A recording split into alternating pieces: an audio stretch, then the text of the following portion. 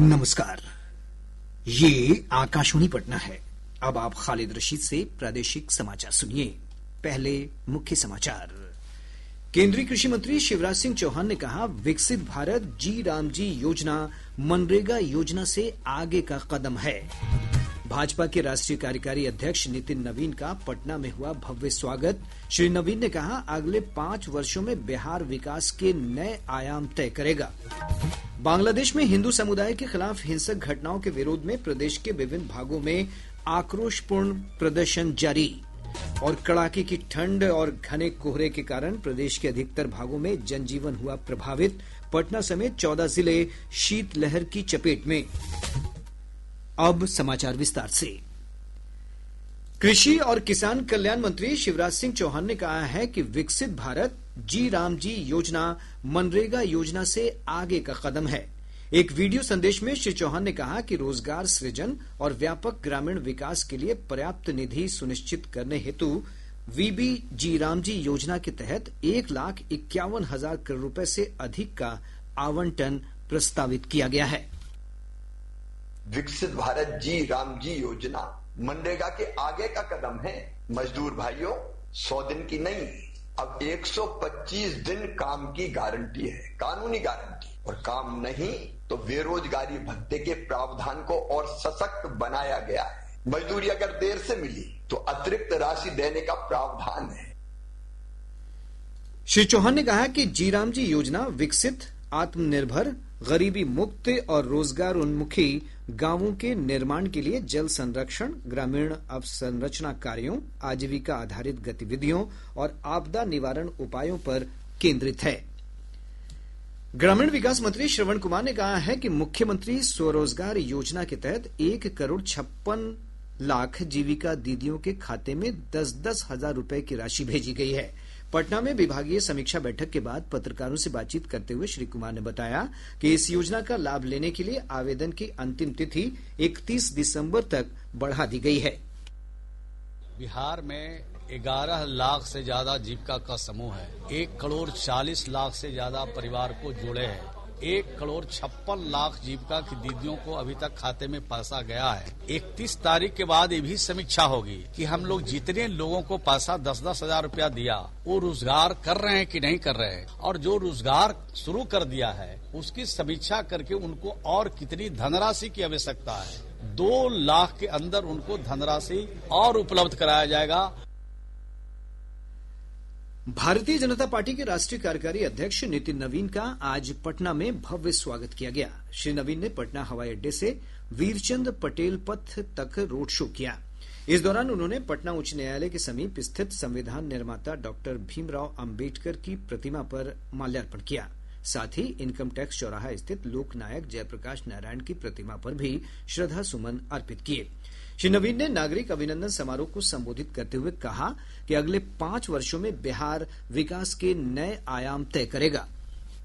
अब बिहार में बहुत बड़ा परिवर्तन का उम्मीद हुआ है। बिहार को बहुत बड़ा मैंडेट मिला है। इस मैंडेट से हमारी जवाबदेही बढ़ चुकी है। हम 202 के मैंडेट पे खड़े हैं तो कहीं न कहीं हमें जनता ने भी हम उस उम्मीद के साथ हमें जोड़ा है। सरकार की योजनाओं के साथ साथ जनता के साथ जुड़ के काम करना है। जनता ने जिस अपेक्षा से हमें वोट दिया है उनकी अपेक्षाओं पे खरा उतरने का समय है। 2025 से 30 का बिहार निश्चित रूप से विकास के वो मायने लिखने वाला है जिसमें बड़े पैमाने पर युवाओं के लिए रोजगार के अवसर होंगे, बड़े निवेश के अवसर होंगे। इसलिए बिहार को आगे बढ़ाने के लिए आप सब कार्यकर्ताओं को भी अभी भी मेहनत और परिश्रम करना होगा। श्री नवीन ने कांग्रेस के वरिष्ठ नेता राहुल गांधी की आलोचना करते हुए कहा कि वे आम लोगों की समस्याओं के प्रति कोई संवेदना नहीं रखते हैं। बहुत लोग ऐसे हैं जो पार्ट टाइम पॉलिटिक्स करते हैं, राहुल गांधी टाइप, जो आधा समय बिहार में जब आते हैं या देश में आते हैं तो केवल एक देश की बात थोड़ा मोड़ा करके फिर विदेश चल जाते हैं। इस पार्ट टाइम पॉलिटिशियन से नहीं बनना है। हम लोग फुल टाइम पॉलिटिशियन हैं। हम भाजपा के कार्यकर्ता 24 घंटा काम करते हैं, 24/7 काम करते हैं। तो आइए भाजपा के कार्यकर्ता पद्धति से आगे बढ़िए। ये जो part time Miller high school में आयोजित अभिनंदन समारोह में उप मुख्यमंत्री सम्राट चौधरी और विजय कुमार सिन्हा, भाजपा के प्रदेश अध्यक्ष संजय सरावगी, कई केंद्रीय मंत्री, पार्टी के वरिष्ठ पदाधिकारी, सांसद और विधायक समेत कई वरिष्ठ नेता शामिल हुए। भाजपा के कार्यकारी अध्यक्ष श्री नवीन ने राज्यपाल आरिफ मोहम्मद खान और मुख्यमंत्री नीतीश कुमार से शिष्टाचार मुलाकात की। बांग्लादेश में हिंदू समुदाय के विरुद्ध हो रही हिंसा के खिलाफ देश भर में आक्रोशपूर्ण प्रदर्शन किए जा रहे हैं। रोहतास जिले के सासाराम में दक्षिणपंथी संगठनों से जुड़े लोगों ने आज प्रदर्शन जुलूस निकाला और पोस्ट ऑफिस चौक पर बांग्लादेश के प्रधानमंत्री का पुतला दहन किया। अररिया के फारबिसगंज, नालंदा के बिहार शरीफ, जहानाबाद, किशनगंज और अन्य स्थानों पर भी विभिन्न संगठनों की ओर से विरोध मार्च निकाला गया। इधर राजनीतिक दलों से जुड़े वरिष्ठ नेताओं ने भी बांग्लादेश की घटना पर चिंता जताई है। राष्ट्रीय लोक मोर्चा के अध्यक्ष उपेंद्र कुशवाहा ने कहा कि हिंदू समुदाय के खिलाफ लक्षित हिंसा अत्यंत दुर्भाग्यपूर्ण है। उन्होंने कहा कि धर्म के आधार पर किसी को भी प्रताड़ित करना बेहद दुखद है। दुनिया में कहीं भी किसी धर्म के लोगों के ऊपर अत्याचार नहीं होना चाहिए, चाहे हिंदू धर्म के लोग हो, इस्लाम धर्म के लोग हो। यहाँ हिंदुस्तान के संविधान में तो कानूनी स्वतंत्रता दी गई है सब लोगों को, जिस धर्म को मानना हो लोग माने, उसमें कोई हस्तक्षेप राज्य का सरकार का नहीं है, क्योंकि धर्म भी मानवता की रक्षा के लिए है। और कोई भी व्यक्ति पहले व्यक्ति है, मानव है, फिर धर्म को मान रहा है, तो जिस धर्म को कोई मान रहा है उसकी इच्छा है। और धर्म के नाम पर किसी को प्रताड़ित नहीं किया जाना चाहिए। बांग्लादेश में जो कुछ खबर आ रही है बहुत ही उचित नहीं है, इस तरह का बर्ताव नहीं होना चाहिए।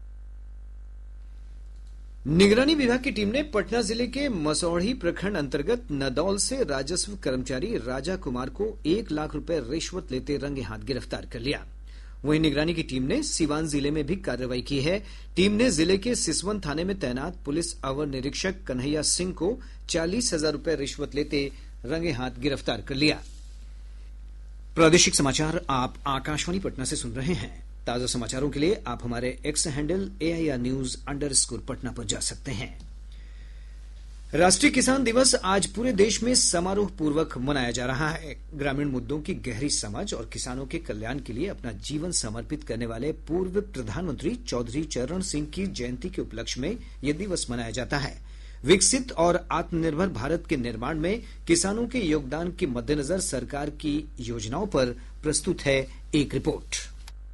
भारत का कृषि क्षेत्र, जिसमें देश की लगभग आधी आबादी जुड़ी हुई है, देश की अर्थव्यवस्था की रीढ़ होने के साथ साथ राष्ट्र निर्माण का एक मजबूत आधार बना हुआ है। किसानों की महत्वपूर्ण भूमिका को ध्यान में रखते हुए केंद्र सरकार ने उनके सामाजिक आर्थिक उत्थान और सतत कृषि विकास के लिए कई अहम कदम उठाए हैं। इन पहलों में प्रधानमंत्री किसान सम्मान निधि, प्रधानमंत्री फसल बीमा योजना और प्रधानमंत्री किसान मानधन योजना शामिल है, जिनका उद्देश्य किसानों को वित्तीय सुरक्षा, जोखिम से संरक्षण और सामाजिक सुरक्षा उपलब्ध कराना है। देश में इस वर्ष कुल खाद्यान्न उत्पादन का अनुमान 357 मिलियन टन से अधिक है, जो पिछले वर्ष की तुलना में 7.65% अधिक है। वहीं वर्ष 2014-15 के मुकाबले देश के खाद्यान्न उत्पादन में लगभग 42% की उल्लेखनीय वृद्धि दर्ज की गई है। दीपेंद्र कुमार, आकाशवाणी समाचार, दिल्ली।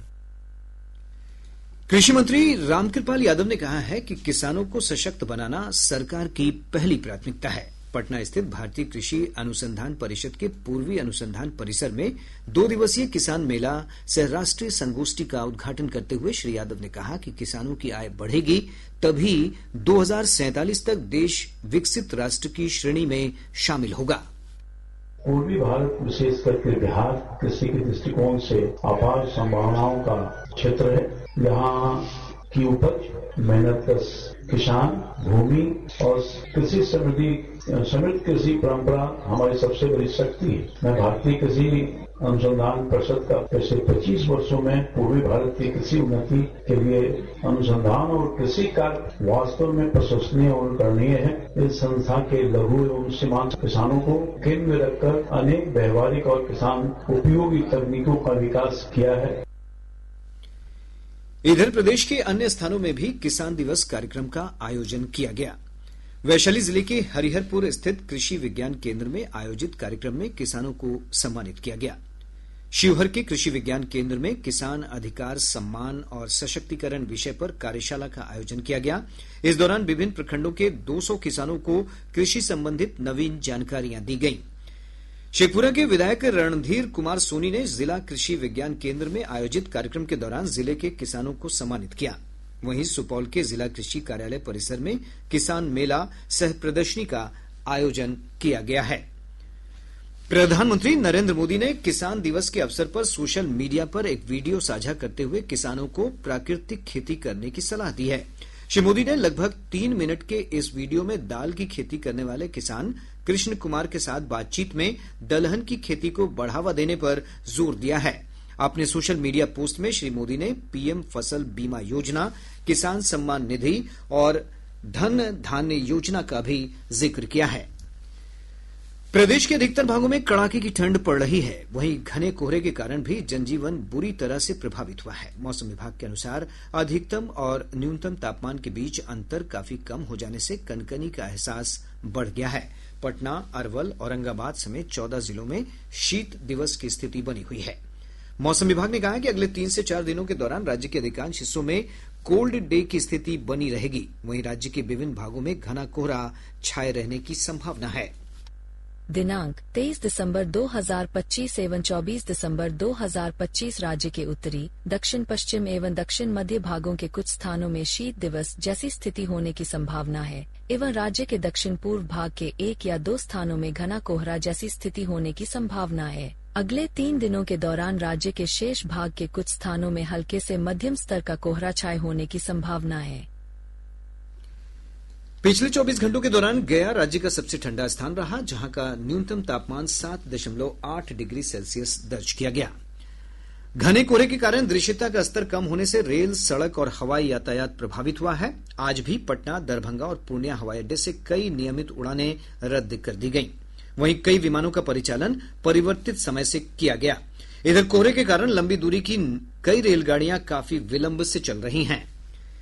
अत्यधिक ठंड और शीतलहर से बच्चों के स्वास्थ्य पर पड़ रहे प्रतिकूल प्रभाव को देखते हुए पटना जिला प्रशासन ने 8वीं कक्षा तक सभी स्कूलों को 26 दिसंबर तक बंद रखने के आदेश दिए हैं। वहीं लखीसराय में 4 जनवरी 2026 तक कक्षा 8वीं तक शैक्षणिक गतिविधियों को प्रतिबंधित कर दिया गया है। इस दौरान कक्षा 9 और ऊपर की कक्षाओं में शैक्षणिक गतिविधियां पर्याप्त सावधानी के साथ जारी रखी जा सकती हैं। इधर शेखपुरा जिला प्रशासन ने 25 दिसंबर तक कक्षा 8 तक के स्कूलों में पठन पाठन पर रोक लगा दी है। सुपौल जिले के सदर थाना क्षेत्र में अगलगी की घटना में 12 दुकानें जलकर नष्ट हो गई। जानकारी के अनुसार इस घटना में लगभग 15 लाख रुपए मूल्य की संपत्ति का नुकसान हुआ है। सारण जिले के नगरा थाना क्षेत्र अंतर्गत कादीपुर गांव के पास तेज रफ्तार वाहन की चपेट में आने से एक व्यक्ति की मौत हो गई। अररिया जिले की एक स्थानीय अदालत ने जाति सूचक गाली गलौज और मारपीट के मामले में 13 आरोपियों को 6-6 महीने की कारावास की सजा सुनाई है। बक्सर जिले की विशेष पॉक्सो अदालत ने नाबालिग के अपहरण और दुष्कर्म के मामले में दोषी 5 लोगों को आजीवन कारावास की सजा सुनाई है। यह मामला इटाढ़ी थाना क्षेत्र का है। और अब अंत में मुख्य समाचार एक बार फिर। केंद्रीय कृषि मंत्री शिवराज सिंह चौहान ने कहा, विकसित भारत जी राम जी योजना मनरेगा योजना से आगे का कदम है। भाजपा के राष्ट्रीय कार्यकारी अध्यक्ष नितिन नवीन का पटना में हुआ भव्य स्वागत। श्री नवीन ने कहा, अगले 5 वर्षों में बिहार विकास के नए आयाम तय करेगा। बांग्लादेश में हिंदू समुदाय के खिलाफ हिंसक घटनाओं के विरोध में प्रदेश के विभिन्न भागों में आक्रोशपूर्ण प्रदर्शन जारी। और कड़ाके की ठंड और घने कोहरे के कारण प्रदेश के अधिकतर भागों में जनजीवन हुआ प्रभावित। पटना समेत 14 जिले शीतलहर की चपेट में। इसके साथ ही आकाशवाणी पटना से प्रसारित प्रादेशिक समाचार का ये अंक समाप्त हुआ। आकाशवाणी पटना से अगला समाचार बुलेटिन प्रातः 8:48 से प्रसारित किया जाएगा। नमस्कार।